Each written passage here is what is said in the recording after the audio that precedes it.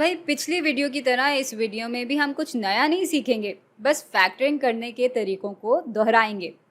लेकिन हमारा सारा ध्यान असल में ये सीखने पे होगा कि कब कौन सा तरीका इस्तेमाल करना चाहिए। यहाँ हमारे पास 7x² - 63 दिया हुआ है। इन दोनों टर्म्स के बीच में जो मुश्तरका आंसर है वो साफ साफ दिखाई दे रहा है। ये दोनों ही 7 से तकसीम हो सकते हैं, तो 7 को हम बाहर निकाल लेंगे। 7x² को 7 से तकसीम करेंगे तो पीछे x² रह जाएगा, जबकि -63 को 7 से तकसीम करेंगे तो -9 हमारे पास आ जाएगा। अब इसको देखकर फ़ौरन दिमाग में आता है कि दो परफेक्ट स्क्वायर का फ़र्क हमें दिया हुआ है और इसलिए ये उस पैटर्न पे बैठेगा।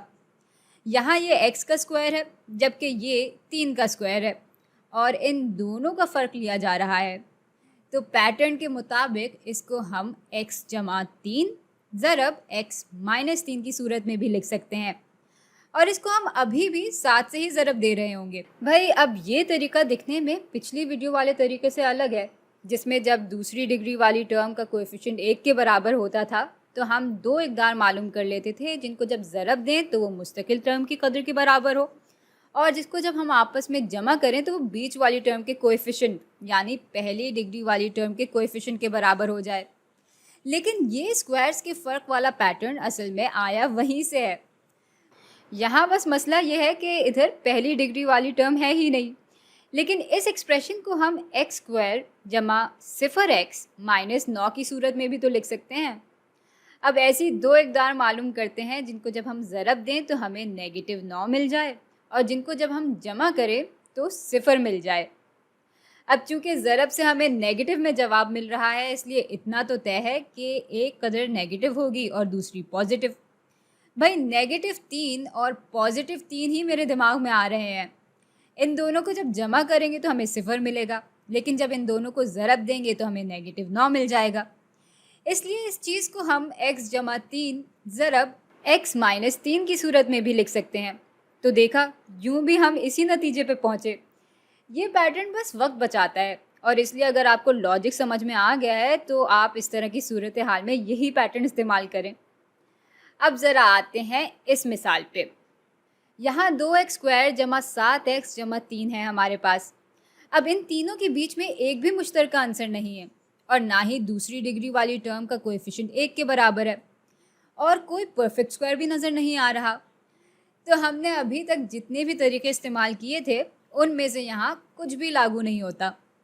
अगर इस तरह की सूरत हाल बनती है तो भाई इसका मतलब है कि फैक्टरिंग ग्रुपिंग की मदद से होगी।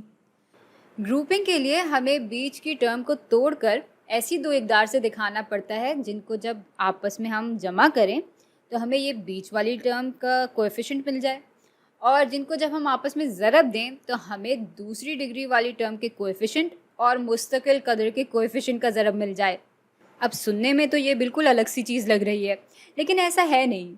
ऐसा हम हर बार करते रहे हैं। इतना गौर शायद आपने किया ना हो, क्योंकि उन एक्सप्रेशंस में हमेशा दूसरी डिग्री वाली टर्म का कोएफिशिएंट 1 होता था। लेकिन अगर आप गौर करें और यही तरीका उधर भी आजमाएं तो आप देखेंगे कि मुस्तकिल कदर को 1 से ज़रब देने पे हमें वापस मुस्तकिल कदर ही मिलती। खैर, इस मिसाल पे वापस आते हैं। भाई यहाँ 6 और 1 इन दोनों शराइत पे पूरा उतर रहे हैं। 6 जमा 1 बराबर होते हैं 7 के और 6 ज़रब 1 बराबर होते हैं 6 के। बीच की टर्म को फिर हम 6x जमा 1x की शक्ल में भी लिख सकते हैं और 2x² यहाँ ऐसे ही आ जाएगा और साथ ही 3 भी यूं ही आ जाएगा। अच्छा, अब इन दोनों के बीच में मुश्तरका आंसर मौजूद है तो इनको हम एक ग्रुप में डाल देंगे। ये मुश्तरका आंसर 2x है, क्योंकि ये दोनों ही टर्म्स 2x से तकसीम हो जाती हैं। 2x को हम बाहर निकाल लेंगे यानी फैक्टर आउट कर लेंगे। 2x² को 2x से तकसीम करेंगे तो हमें x मिल जाएगा और 6x को 2x से तकसीम करेंगे तो पीछे 3 रह जाएगा। अच्छा, अब ये दोनों एक ग्रुप में होंगे, लेकिन इनके बीच में मुश्तरका आंसर क्या होगा? भाई इनके बीच में एक है मुश्तरका आंसर, तो एक को बाहर निकाल लेते हैं। इसको 1 से तकसीम करेंगे तो x मिलेगा और इसको 1 से तकसीम करेंगे तो 3 मिलेगा।